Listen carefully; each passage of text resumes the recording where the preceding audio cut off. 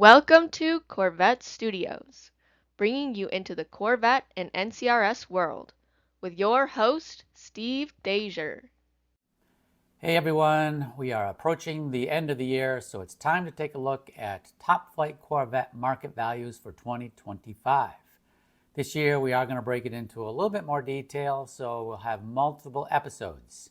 Today we're specifically going to look at the C1 generation and what their values look like throughout the year of 2025.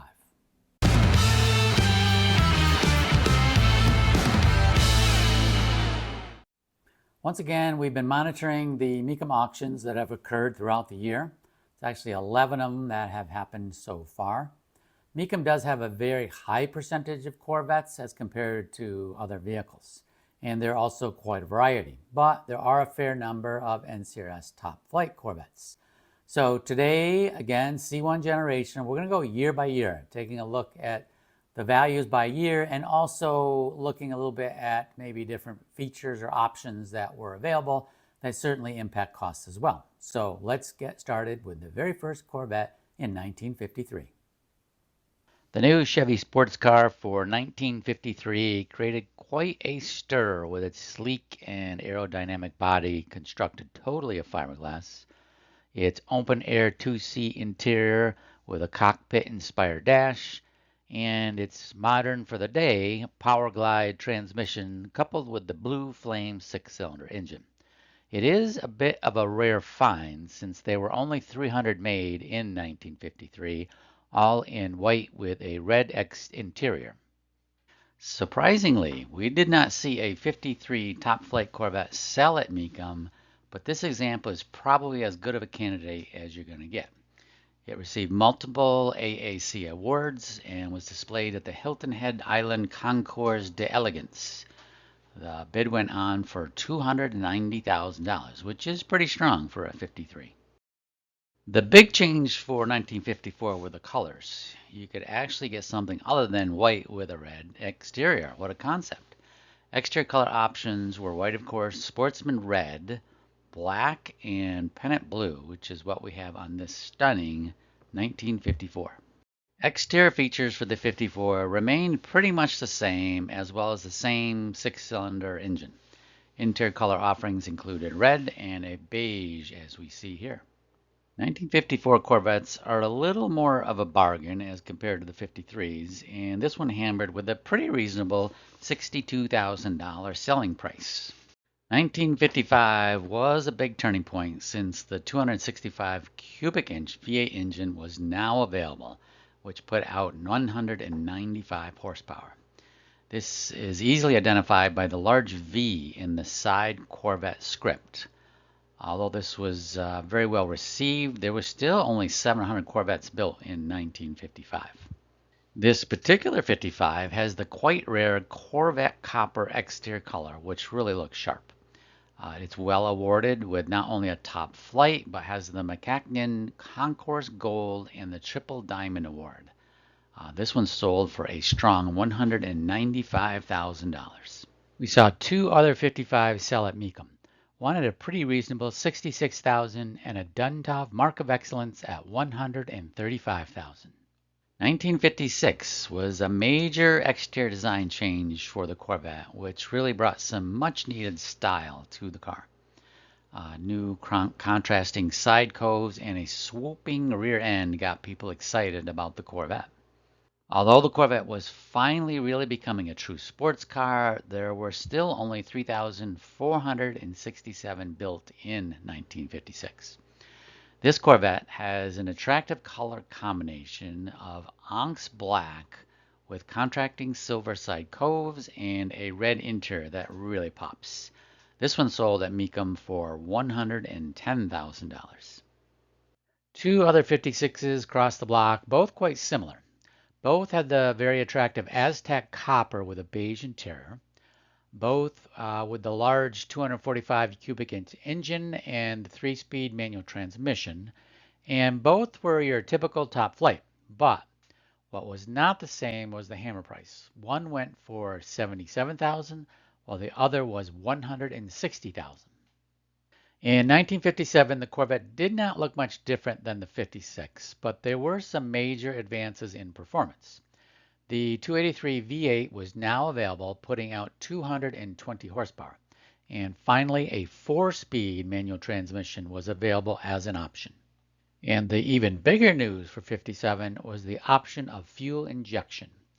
With this option, you could get a Corvette with up to 283 horsepower, which made 1 horsepower for every cubic inch. This gave the power plant a big boost, although fuel injection of that area can be a little finicky. Fuel-injected cars bring quite a bit more money than carbureted ones.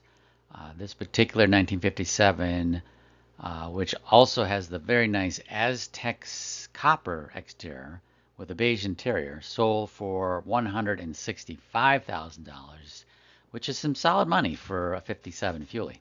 There are a few rare option C1 Corvettes that can bring some very solid money.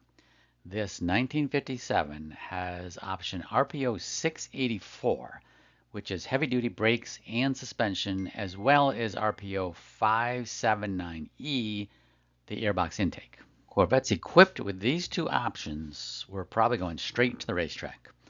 The rarity of these options helped this 57 go for a stunning $650,000. That is some serious cash. The Corvette really went for the bling in 1958. The Corvette designers went to town with dual headlights with chrome surrounds and chrome spears running down the sides of the hood. New vents were placed on majority of the hood, and rear chrome tusks were placed on the trunk. 58s are kind of a 1 year only with some of the exterior treatments that they have, and they can bring a premium on cost. This regal turquoise with a charcoal interior, which also is the highly desired Fuelie, is quite stunning example of a 58. It is well awarded, but I would not have expected the hammer dropping at $360,000. I guess very well restored and highly desired Corvettes are bringing some strong money. A more normal, shall I say, fuel injected but still very nice 58 sold for $175,000. Production numbers continued to grow with 9,670 made in 1959, so they may be easier to come by, but costs don't always reflect that. The original sticker price for this Corvette was $4,946.55. It sold at the Glendale auction for $160,000. It is very well restored and is a Bloomington Gold and Duntov Mark of Excellence recipient. The Duntov Award means a lot and can get you a few extra bucks, but I don't think it greatly increases the value. Not much changed at all for 1960. Manufacturing broke the 10,000 barrier by a bit, so they are a little more common. You can't always predict the values of Corvettes when they are up for auction. This non-Fuelie 60 is a nice tuxedo black with a red interior, which is a popular color combination. It also has the dual quad 283 engine, putting out 245 horsepower, which was the top dog in 1960. It is a very original car with only 18,000 miles and an NCRS 4-star award. So this is a pretty impressive car. I would have thought it would bring a little more money than the $70,000 it hammered for at the Kissimmee auction. Another interesting 1960 was this ermine white with a red interior. It is a very original Corvette that was part of the Bloomington Gold Special Collection. It showed 1,797 miles on the odometer, which seems a little odd, but is sold for a pretty reasonable $70,000. And then 5 months later in May, it showed back up again at the Indy auction with 1,800 miles on it. So just 3 more miles. I assume the buyer thought he could get a good deal, was going to flip it, but it only sold for $77,000. With all the additional costs associated with the Mecum auction, that was not a good investment. 1961 was a preview of what was to come.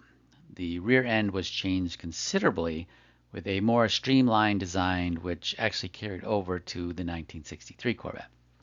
And the front, a non-toothy grille, was now in place, and the chrome bezels at the headlights was now body colored.